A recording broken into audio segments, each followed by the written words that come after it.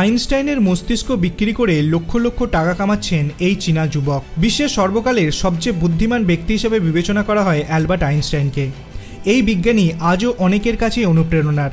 এমনকি মানুষ তার মস্তিষ্ক কিনতে উন্মুখ। ভাবছেন কি জাতা কথা বলছি? আসলে আইনস্টাইনের ব্রেন বিক্রি করে মোটা টাকা কামিয়ে সংবাদ শিরোনামে উঠে এসেছেন চীনের এক 22 বছরের যুবক।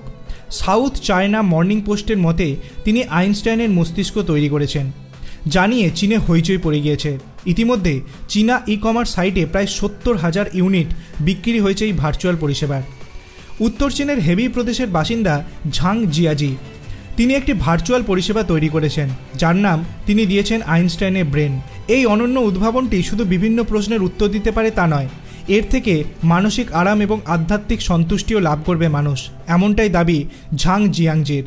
আর এর জন্য আপনাকে শুধুমাত্র 0.5 ইউয়ান বা ভারতীয় মুদ্রায় 6 টাকারও কম দিতে হবে।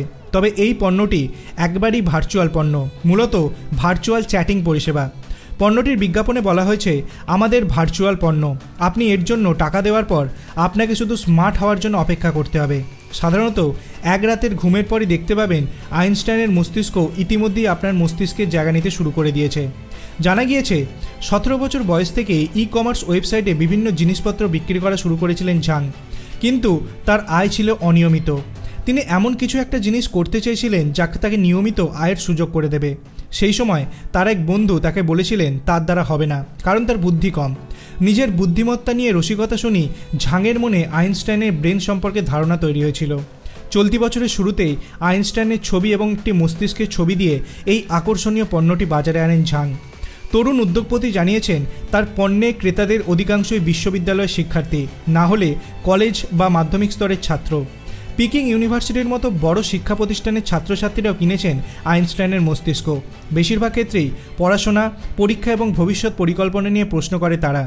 ঝাংয়ের মতে তারা হয়তো আধ্যাত্মিক সন্তুষ্টি খোঁজে।